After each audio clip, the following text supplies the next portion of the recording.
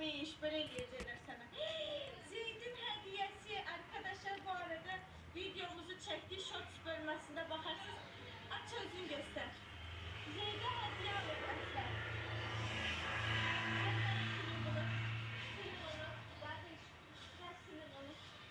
Şirə qalmasın. Oha, çox qəşəngdir. Çox gözəldir. Ha, eynən belə bir şey axtarırdım Zeyd üçün. Qısa qol, qısa ayaq. Çox qəşəngdir. Şortikli tulum alır. Öpüm sənsin. Öpüm sənsin. Cesedimdən.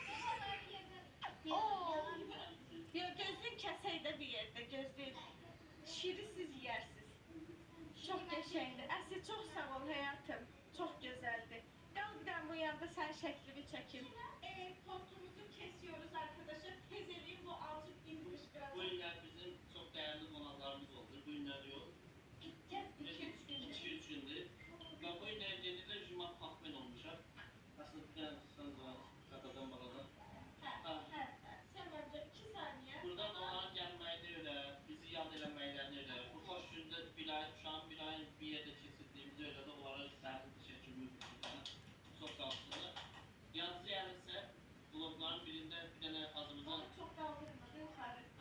Azımızdan bayramda ne günüydü? Sefer günü. Ben hiç danışabilmirəm. Özümə nə arzulayırlarsa ki, dedim sənə də onu arzulayırlar. Çok sağ olun ki, buradasınız, minnətlərəm. Neşme. Təbrik edirəm səni. İnşallah bir yaşlı bir beynirləyək. İnşallah, böyle olmaz. Şu an arzudu, göz ediyorum. Şart ortostu başta ayağıyla yedi.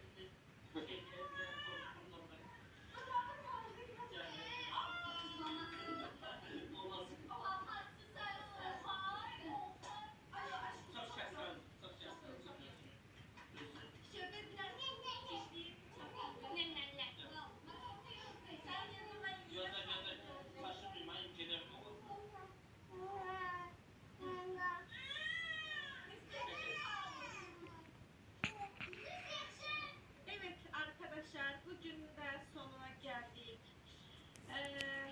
Ne diyeyim? Videomuzu beğendinizse kanalımıza abone olup like Yorum yazmayı unutmayın. Maçı Gucci.